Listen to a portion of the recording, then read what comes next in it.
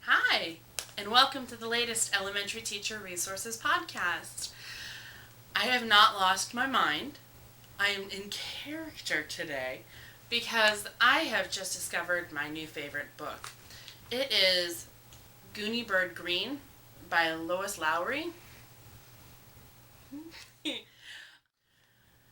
I read this book in like 2 hours. I couldn't put it down, and I found 1,000 things you could do with this book.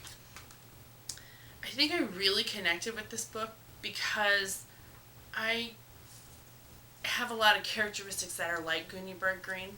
For example, Gooney Bird Greene dresses up it flamboyantly, and I didn't even have to go and buy any of this stuff. This junk is in my house.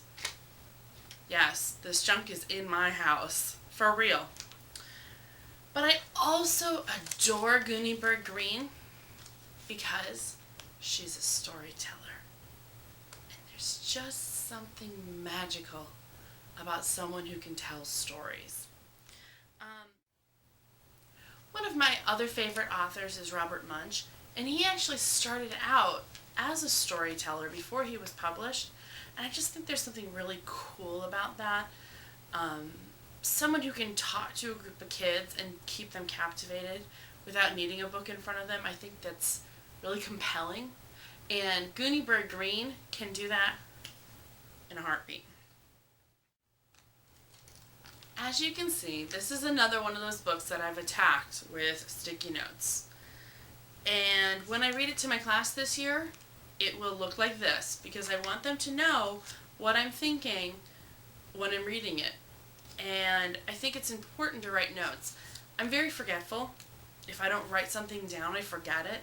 So I think that having these notes in here will help me teach the lessons better also, because otherwise I might skip over something that I would have wanted to do. I'm going to read the first paragraph of this book to you, just so you can kind of get a grasp on what Gooney Bird Greene's all about. There was a new student in the Water Tower Elementary School. She arrived in October, after the first month of school had already passed. She opened the second grade classroom door at 10 o'clock on a Wednesday morning and appeared there all alone, without even a mother to introduce her. She was wearing pajamas and cowboy boots and was holding a dictionary and a lunchbox. What student of yours would not be sucked in by that opening paragraph? I want to know more about the goofy kid in the pajamas and the cowboy boots. So I think that this book is full of those hooks, those moments where the kids are like, I want to know more. Tell me more. In this book, there's a whole section that talks about how Gooney Bird Greene got her name. And she tells a story about how she received her name from her parents. And I think it's a really cool icebreaker at the beginning of the year to be able to talk to your kids and ask them, where did your name come from? Is it something special? Was it a family name? Was it something your parents saw on a billboard? Was it just something that popped in their head? I think that would be a really cool first couple of days conversation to have with your students. And then they can go ahead, if they choose to, and write about how they got their name. I think for me, I would be able to share that I was named after someone that my mother used to babysit. And I think it's kind of a neat story. So I think one of the first stories Gooney Bird tells is how she got her name, which is so personal and important to our students. Gooney Bird Greene has a fantastic way of telling amazing stories that are utterly captivating, but always telling absolutely true stories. And I think that's a really cool thing for our kids to learn, because our students do neat things all the time. Maybe they find a cool rock, maybe they go and play a baseball game, maybe they meet a new friend, and they could write an absolutely true story that would be captivating to the other students in our classroom. And Gooney Bird does that throughout the book. She sounds like she's taking us on a fantasy story, but the way she chooses her words, in the end, it's an absolutely true story. And I think it's a really neat skill to be able to teach our kids. The author of Gooney Bird Greene has really taken the idea of taking small moments and turning them into something important to a whole new level. At one point, Gooney Bird is riding in her car, and her cat is there also. And I just want to read this paragraph to you so you can see how the author took a small moment and really drags you into the story so you'd want to know more. Suddenly, an amazing thing happened. Even though Gooney Bird was not very large and did not weigh very much and was not wearing her heavy diamond earrings from the palace that day, her weight inside the rolled-up rug caused it to tilt. What a simple thing. She's in there, she tilts. It's not a big deal, but the way that the words are used, I want to know more. One of the things that I also really liked about this story was that the words that were used were chosen for specific reasons. And at one point, Gooney Bird is telling a story about her cat. And one of her friends says, "Oh, well, it's sad that your kitty got lost." And Gooney Bird says, "No, it's not a kitty, it's a cat."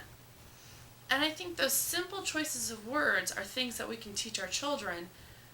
Choose your words carefully and make sure they mean the things that you're trying to say. While Gooney Bird is sitting on her desk telling these stories to the class, a lot of times the kids get ideas and they have connections and they want to share them. And her teacher at first doesn't really want that to happen. But I think in time, Gooney Bird teaches her teacher that it's important for the students to talk to each other when they have connections.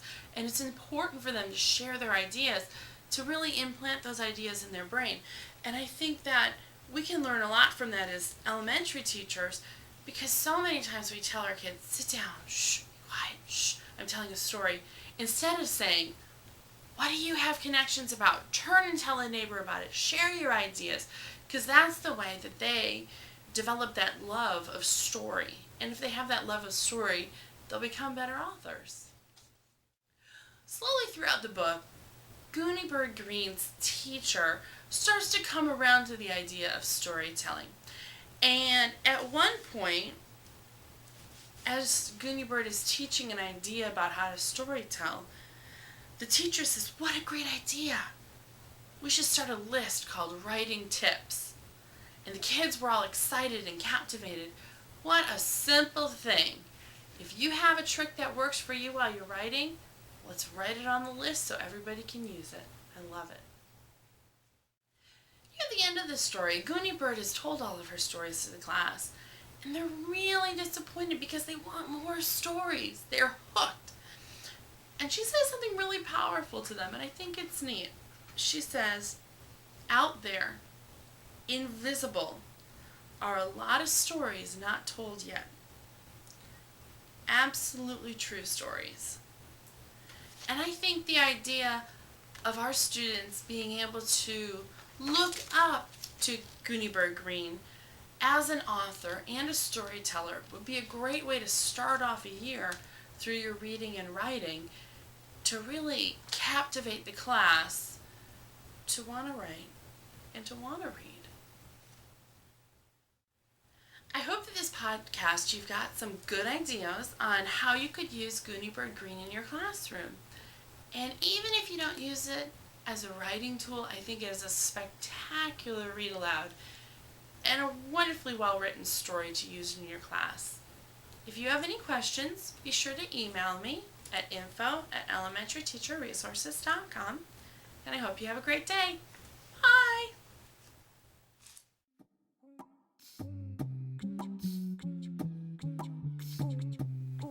Hi!